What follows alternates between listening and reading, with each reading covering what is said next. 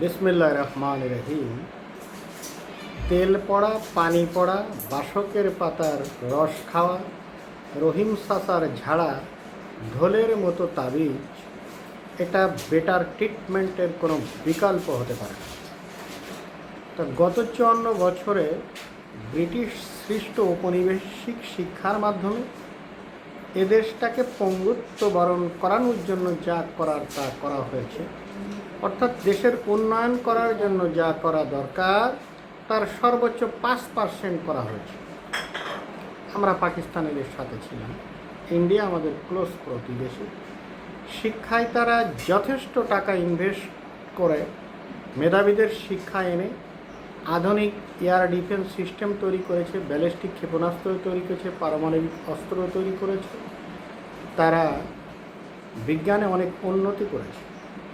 আর আমরা শিক্ষা গবেষণায় টাকা ইনভেস্ট না করে চরম পঙ্গুত্ব বরণ করে আমরা এখন 150তম আইকিউয়ের একটা প্যারালাইজড মূর্খ জাতি, যা রবীন্দ্রনাথ 100 বছর আগে বলেছিলেন, সেটা থেকে বের হতে পারি। আমাদের 1 নাম্বার দায়িত্ব হচ্ছে শিক্ষাকে গুরুত্ব দেওয়া।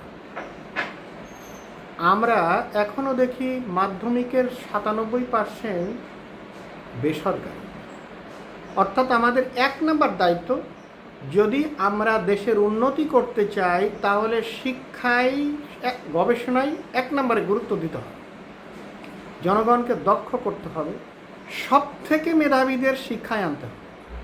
সব থেকে মেধাবীদের যদি শিক্ষায় আনা হয় তাহলে এই মেধাবীরা বেটার নেভি অফিসার তৈরি করবে, এয়ারফোর্সের অফিসার তৈরি করবে, আর্মি অফিসার তৈরি করবে, ভালো ভালো পুলিশ অফিসার তৈরি করবে, বিচারক তৈরি করবে এবং প্রশাসনিক কর্মকর্তা তৈরি করবে। এখন শিক্ষকরাই যদি সেরকম মেধাবী না হয় তাহলে বেটার সিটিজেন তৈরি করা সম্ভব নয়। অর্থাৎ আমরা পৃথিবীর যে কোনো মেথড যাই ইমপ্লিমেন্টিং করি না কেন, আমরা যদি আমাদের এই 150তম আইকিউয়ের একটা অথর্ব জনগণকে টপ 20 আইকিউয়ের জনগণে পরিণত করতে না পারি তাহলে আমাদের কখনোই স্কিল্ড এমপ্লয়ি আমরা তৈরি করতে পারবো না, স্কিল্ড জনগণ তৈরি করতে পারবো না। পরিপ্রেক্ষিতে আমাদের আর্মি অফিসার, আমাদের সর্বকালের অন্যতম সেরা প্রেসিডেন্ট জিয়া রহমানকে মেরে ফেললো, ওই মানুষটার কি কোনো কাণ্ড জ্ঞান নাই যে what will happen after his death? মানুষটি যদি 80 বছর বেঁচে যেতেন, উনি গার্মেন্টস সেকশনে বিদেশে মানুষ শ্রমিক প্রেরণ সহ ইরিগেশনে যে উন্নয়ন শুরু করেছিলেন, আমরা কোথায় যেতাম এটা কল্পনাও করা যায়। আমাদের এডুকেশন সিস্টেমটা একমুখী করতে হবে। কেউ ক্যাডেট কলেজ, কেউ নুরানি মাদ্রাসা, কেউ কাওয়ামি মাদ্রাসা, কেউ জেনারেল লাইন, এটা না। আমাদের একমুখী শিক্ষা ব্যবস্থা করতে হবে, কবর রচনা করতে হবে ঔপনিবেশিক শিক্ষা ব্যবস্থা। আমরা যদি এই কনস্ট্রাকটিভ এডুকেশন সিস্টেমটা একমাত্র চালু করতে পারি তাহলে আমাদের দেশের উন্নয়ন করা সম্ভব। আমাদের দেশের যে কারোরই সেরকম জ্ঞান পাবো না। আপনার একটা উদাহরণ দিলে বুঝবেন। আর্মি অফিসারকে মেরে ফেললো পিলখানায়, তাহলে তাদের কোনো সোর্স, তারা নিজেরা, তাদের ক্লোজ পারসন, তাদের কোনো তথ্য দিতে পারলো না হোয়াট উইল হ্যাপেন টুমরো। এটা হচ্ছে আমাদের ইন্টেলিজেন্সি গ্যাপের একটা বহিঃপ্রকাশ। আমরা ক্যাডেট কলেজে পড়ি, Notre Dame, Bikramshila science lab, Manipuri, Bluebird মাদ্রাসা, যেখানেই পড়ি না কেন আমাদের সিলেবাস তো সেম। আমরা জ্ঞানী সিটিজেন তৈরি করতে পারতেছি না শিক্ষা গবেষণা না থাকার কারণে। পাকিস্তানের লোকই তৈরি করছে আধুনিক এয়ার ডিফেন্স সিস্টেম, ব্যালিস্টিক ক্ষেপণাস্ত্র, ফাইটার জেট এবং আধুনিক ট্যাঙ্ক। সেখানে আমরা চুপচাপ করে বসে আছি। অর্থাৎ একটা দেশের উন্নতি করতে হলে শিক্ষায় সর্বাগ্রে গুরুত্ব দিতে হবে। উন্নয়ন ফুন্নয়ন সব বাদ দেন, আগে শিক্ষায় উন্নতি করার চেষ্টা করেন, মেধাবীদের শিক্ষায় আনেন, শিক্ষা গবেষণায় আমরা মনোনিবেশ করি, আমাদের একটা জিনিস ভাবতে হবে, আমাদের এখানে করাপশান করে border line, after crossing border line they are getting better shelter. তাহলে আমাদের জনগণকে এতটুকু আইকিউ হোল্ডার হতে হবে যে আমরা কোন কাজটা করতে যাচ্ছি, কোন কাজটা করা সম্ভব না। উন্নত দেশের যাদের আইকিউ সেম, আপনি ইংল্যান্ডে যান, বাইরের লোক কোনো ক্রিমিনালি করতে পারবে না অভ্যন্তরীণভাবে, ইসরায়েলে যান পারবে না, টোটাল আমেরিকার কোনো দেশে পারবে না, জাপানে পারবে না, দক্ষিণ কোরিয়াতে পারবে না, উত্তর কোরিয়াতে পারবে না। কিন্তু আমাদের দেশে স্কিল জনসংখ্যা না থাকার কারণে অর্থনৈতিক দুর্বল যে কোনো সরকার আসলে তাকে চিন্তা করতে হয় কীভাবে রাষ্ট্র পরিচালনা করব, আর্থিক সংকট, যার পরিপ্রেক্ষিতে শিক্ষা গবেষণা না থাকার কারণে আমাদের লোকজনগুলো পালিয়ে যাচ্ছে।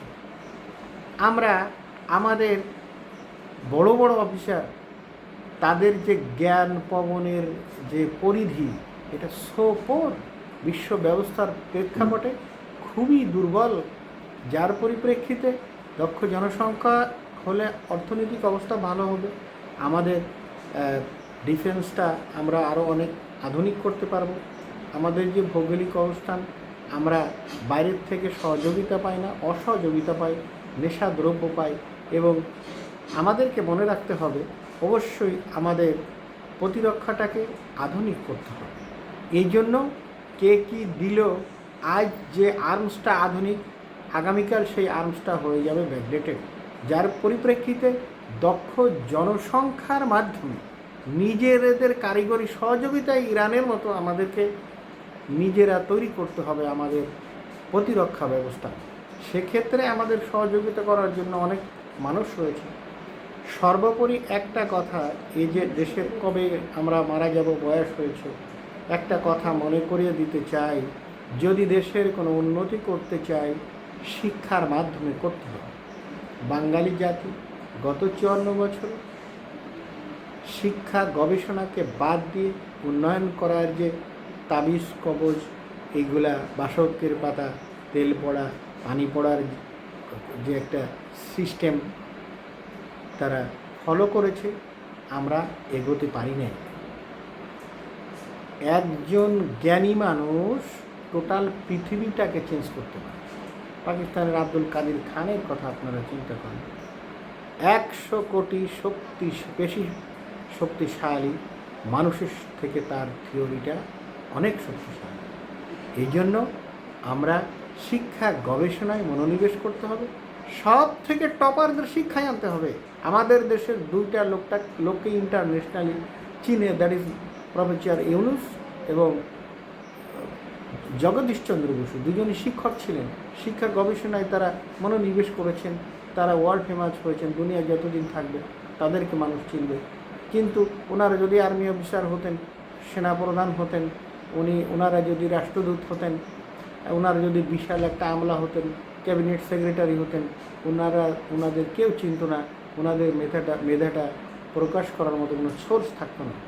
যার পরিপ্রেক্ষিতে আমাদের একমাত্র উপায়, আমাদের শিক্ষা গবেষণায় মনোনিবেশ করতে হবে, শিক্ষক আনতে হবে সব থেকে মেধাবীদের, এবং বিসিএসে যে বেতন দেওয়া হয় শিক্ষকদের, অন্যান্য প্রফেশনালসদেরকে শিক্ষা ক্যাডারে বেশি টাকা দিতে হবে, বেশি সুযোগ সুবিধা দিতে হবে। এর কোনো বিকল্প নাই। কারণ আমাদের দেশে করাপশন করে একটা লোক চলে যাচ্ছে, বেটার শেল্টার পাচ্ছে, আবার আসছে এখানে, আবার করাপশন করছে, প্রতিভাবান সবাইকে মেরে ফেলা সম্ভব if this condition continues in future. So, skilled citizen is crying need for the development of this country.